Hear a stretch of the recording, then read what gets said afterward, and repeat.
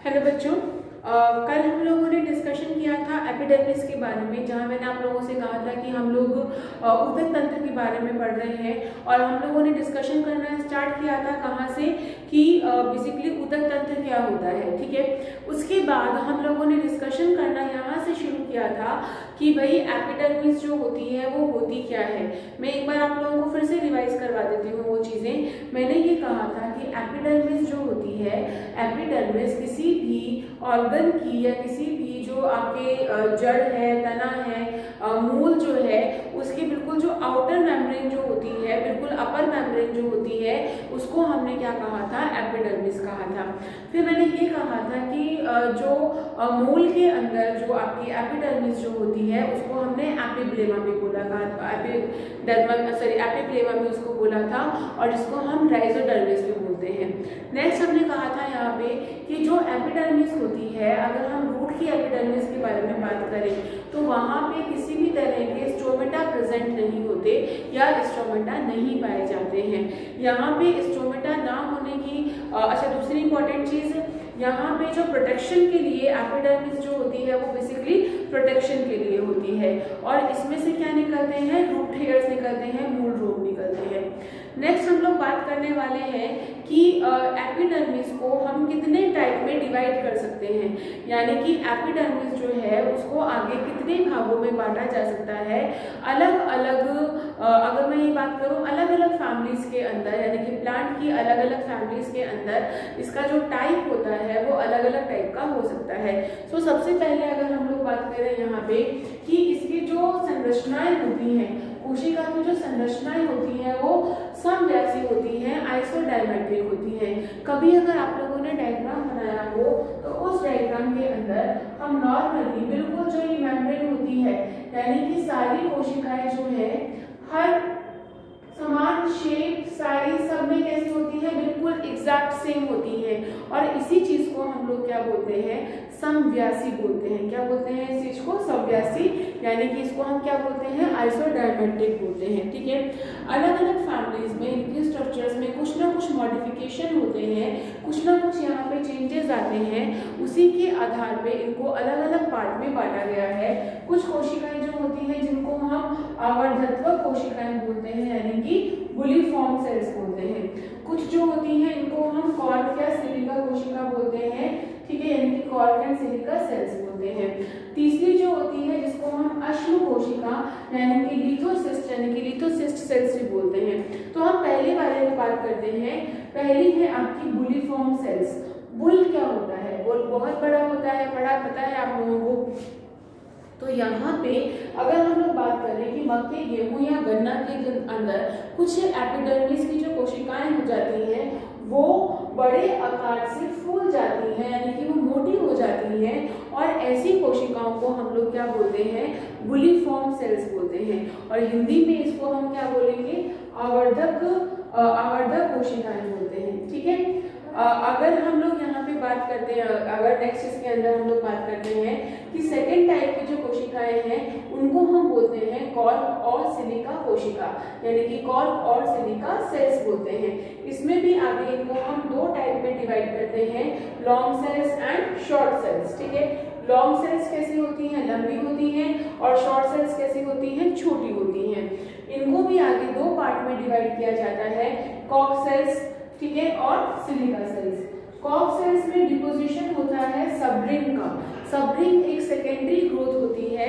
आप लोगों को पता ही है इस चीज के बारे में कि जो भी कोशिका भित्तियां होती हैं, कोशिका भित्ति के अंदर जो कोशिका भित्ति जो सेकेंडरी सेल वॉल होती है, द्वितीय कोशिका भित्ति जो होती है, द्वितीय कोशिका भित्ति के अंदर यहाँ पे लिग्निन और सबरिन का डिपोजिशन हो जाता है, और लिग्निन और सबरिन का डिपोजिशन इनको एक एडिशनल मजबूती प्रदान करता है। ठीक है, अच्छा, यहाँ पे जो छोटी कोशिका है, यानी कि सेकेंड जो टाइप की कोशिका है, उसको हम बोलते हैं सिलिका सेल्स। क्या बोलते हैं इनको, सिलिका सेल्स बोलते हैं। ठीक है, अच्छा, ये कोशिकाएं कहाँ प्रेजेंट होती हैं, पोएसी और साइप्रेसी फैमिली के अंदर। कहाँ प्रेजेंट है ये, पोएसी और साइप्रेसी फैमिली में। तीसरी जो आती हैं जिनको हम अश्म कोशिका या फिर इसको हम लिथोसिस्ट भी बोलते हैं। लिथोसिस्ट आकार में कैसी होती हैं, लंबी होती हैं। अच्छा, इनके अंदर बहुत सारे क्रिस्टल्स पाए जाते हैं, और वो क्रिस्टल किसके बने हुए होते हैं? कैल्शियम कार्बोनेट के बने हुए होते हैं, और इसी को हम सिस्टोलिथ बोलते हैं। और सिस्टोलिथ जो पर्टिकुलरली जो क्रिस्टल्स है इनको हम क्या बोल रहे हैं? सिस्टोलिथ, और सेल को हम क्या बोलते हैं? लिथोसिस्ट बोलते हैं। क्लियर?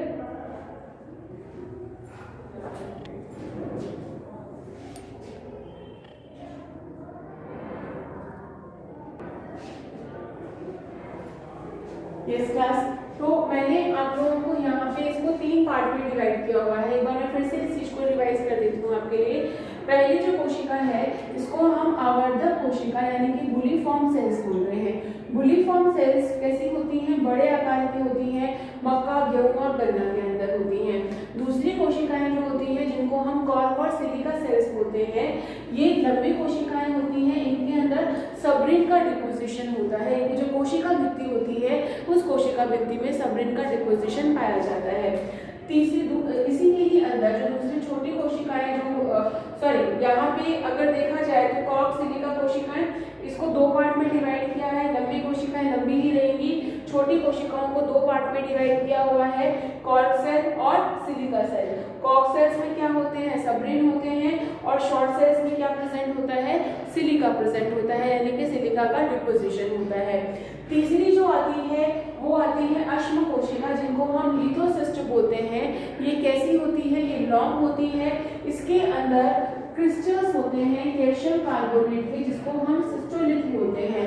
अभी आप लोगों के प्रैक्टिकल्स नहीं चल रहे हैं, नहीं तो इसके ऊपर बहुत सारे क्वेश्चंस प्रैक्टिकल्स के अंदर भी पूछे जाते हैं कि आपको एक अननोन लीफ दे दी गई है और आपसे ये पूछा जाएगा कि इसके अंदर ये सिस्टोलिथ प्रेजेंट है या नहीं है।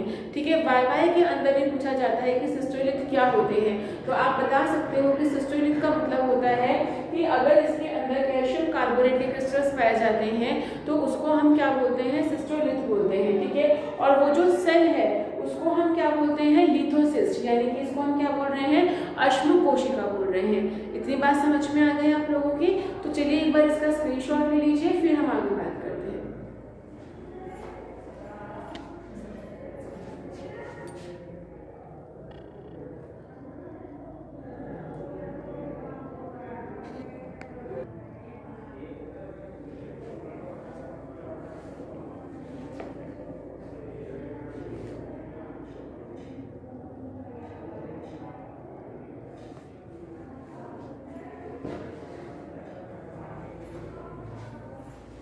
तो बच्चों आप लोगों ने इसका स्क्रीनशॉट ले लिया होगा।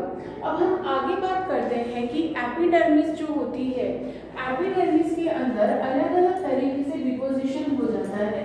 कहने का मतलब ये है कि एपिडर्मिस की जो कोशिकाएं होती हैं इनमें डिपोजिशन बहुत अलग अलग तरीके से होता है। समझिएगा इस चीज को। एपिडर्मिस का काम क्या होता है? एपिडर्मिस का काम जो होता है वो होता है प्रोटेक्शन का। 2 मिनट के लिए इस बात को ध्यान से समझिएगा कि एपिडर्मिस जो है, अगर हम लोग बात करें यहाँ पे कि कुछ के अंदर यहाँ पे क्यूटिकल का डिपोजिशन होगा। किसका डिपोजिशन होगा? क्यूटिकल डिपोजिशन, यानी कि क्यूटिकल वहां पे जम जाएगी, ऊपर की तरफ क्या होगी? कोशिका के क्यूटिकल होगी, ताकि जो वाष्पोत्सर्जन जो है वो कम से कम हो सके। ठीक है, ऐसे ही ये किसमें होता है? कि पौधों में वाष्पोत्सर्जन कम करने के लिए।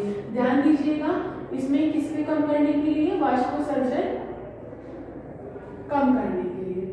ठीक है, दूसरा आता है यहाँ पे कि कई जितने भी ये जलीय पादप होते हैं, बेटा जलीय पादप के अंदर वो कहाँ पे है? पानी के अंदर ही है। तो जब वो पानी के अंदर ही है तो ऐसा पॉसिबल हो सकता है कि पानी जो होता है वो तो धीरे धीरे प्लांट को गला देगा, लेकिन एक्वेटिक प्लांट तो उनके अंदर नहीं गलते हैं।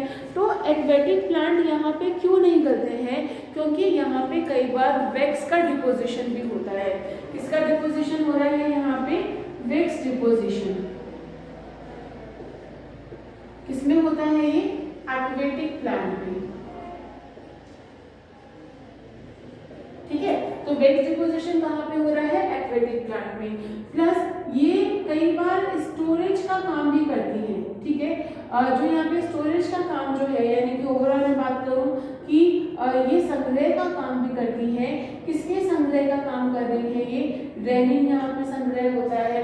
रेनिन के अलावा बहुत सारे रेजिन्स यहाँ पे संग्रह होते हैं, ठीक है। इसके अलावा अगर हम लोग बात करें कि गोंद का, सिलिका का, जो कि अपने अभी अपन लोगों ने पढ़ा था कि गोंद है, सिलिका है, सिस्टोलिथ की फॉर्म के अंदर यहाँ पे क्या हो जाते हैं, स्टोर हो जाते हैं।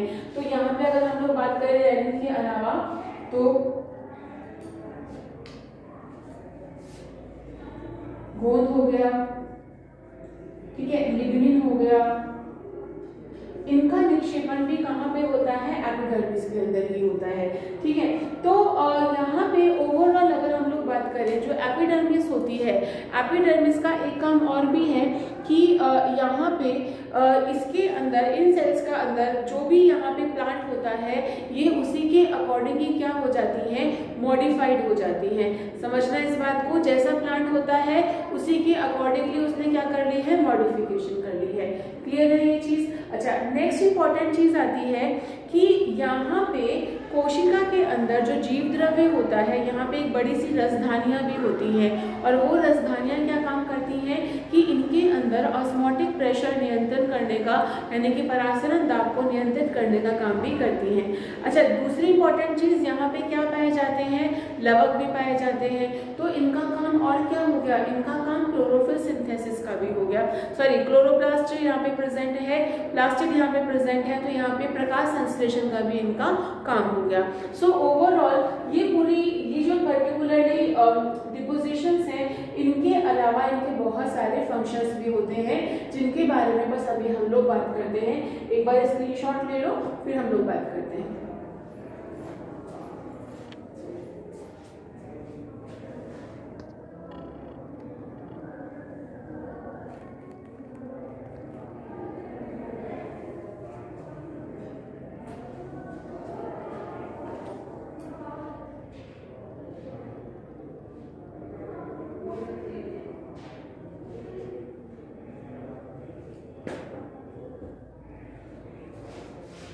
यस क्लास, तो अब हम बात करते हैं एपिडर्मिस के फंक्शन क्या क्या हैं। तो अब यहीं से ही बात को समझना। पहली बात तो क्या, इसके फंक्शन में क्या क्या आएगा। फर्स्ट फंक्शन तो इसका ये आएगा कि भाई एपिडर्मिस का काम क्या है, वाष्पोत्सर्जन से सुरक्षा करने का है, कम करने का है, क्योंकि यहाँ पे क्या पाई जाती है, क्यूबिकल की लेयर पाई जाती है, तो इसीलिए यहाँ पे क्या होता है, इसकी वजह से वाष्पोत्सर्जन जो होता है वो कंपैरेटिवली कम हो सकता है। जलीय पौधों के अंदर ये किसमें हेल्प कर रही है, पौधों के गलने के, मतलब गलने से बचाने के लिए क्या कर रही है, हेल्प कर रही है।